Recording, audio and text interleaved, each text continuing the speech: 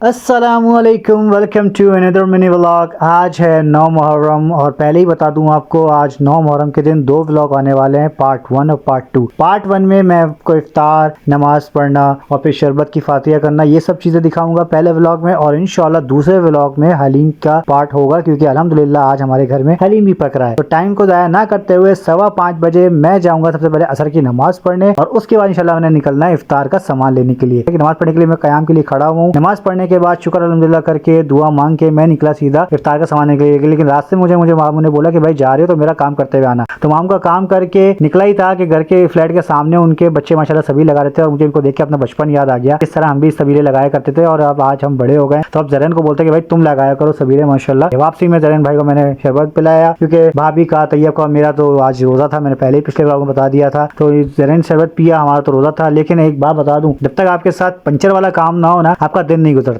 इफ्तार का सामान लेके निकला हूँ, रास्ते में पंचर हो गई। मैंने कहा भाई चलो कैसे भी करके पंचर बनवाया। पंचर बनवाने के बाद मैं निकला हूँ मार्केट, क्योंकि मैंने इफ्तार का सामान लेना था। मैंने सबसे पहले लिए टमाटर, और उन्हीं अंकल से मैंने धनिया भी ले लिया, क्योंकि भाभी ने मुझे 2 चीजें लाने को बोली थी। फ्रूट चाट के लिए सबसे मैं निकला हूँ फ्रूट लेने के लिए। मैंने भाई साहब से फ्रूट लिए, जिसमें आम, केला और सेब शामिल है। इसकी हम फ्रूट चाट बना के इफ्तारी में खाएंगे इंशाल्लाह। घर पहुंचा हूँ सामान लेके। सामान लेने के बाद मुझे ही पता चला कि भाई अल्हम्दुलिल्लाह शरबत तैयार हो गया है। तो मैंने कहा भाई चलो बाकी जो चीजें इसमें डालना शुरू करते हैं। सबसे पहले बर्फ गई, उसके बाद हरे रंग की जेली, फिर लाल रंग की जेली, उसके बाद पर्पल रंग की जेली। मैंने बहुत दिनों बाद देखा है कि शरबत में जेलियां डल रही हैं। अभी ने माशाल्लाह इसमें मेवा शेवा भी डाला, फिर उसमें क्विज वगैरह डाली, खोया डालने के बाद तुक मलंगा डाला, और उसके बाद अल्हम्दुलिल्लाह हमारा शरबत बहुत अच्छी तरीके से तैयार हो गया। और फिर मैंने देखा कि मामी ने ऊपर जो है वो बिरयानी बनाई थी। बिरयानी की वीडियो बनाने के बाद नीचे गया हूँ, तो मैंने देखा कि भाई इफ्तारी का टाइम होने वाला है। मैंने कहा पहले आके मैं फातिहा दे दूं। तो अल्हम्दुलिल्लाह फातिहा टाइम पे हो गई थी। फिर उसके बाद मैंने रोजा खोला। रोजा खोलने के बाद मैं वापस नीचे गया हूँ। मैंने कहा भाई शरबत जो है वो बनाना शुरू करें, ताकि बांटना शुरू करते हैं। एक एक जग में भर के हमने हिस्से बनाने शुरू किए। मैंने भाभी को बोला भाभी एक बड़े जग में आप मुझे बना के देते हैं, ताकि मैं एक एक घर में जाके देना शुरू करूं। तो भाभी ने ऐसे ही किया। फिर जग में बाकायदा मेवा वेवा डाल के पहले 2 अलग अलग बड़े जग बनाए, फिर एक बड़ा जग बनाया जो कि मैं बाहर लेके गया हूँ सब जगह बांटने के लिए। अल्हम्दुलिल्लाह फिर मैं पेट्रोल पंप भी गया हूँ, जहाँ उमर मेरा दोस्त काम करता था। तो मैंने कहा भाई वहाँ जाके सबसे पहले मैं शरबत बांटूं। तैयब मैं वहाँ पहुंचे, हमने वहाँ शरबत बांटा, और वापस में समीर के सलून वहाँ पे खड़े होकर भी हमने शरबत वगैरह बांटा। अल्लाह ताला हमारी इस नेकी को कबूल करे, और हमारी इस नियाज को अपनी पाक बारगाह में कबूल मंजूर फरमाए, और अल्लाह ताला इनके वसीले से, इमाम हुसैन रज़ियल्लाहु के वसीले से हमारी तमाम जायज़ दुआओं को कबूल मंजूर फरमाए। घर पहुंचा,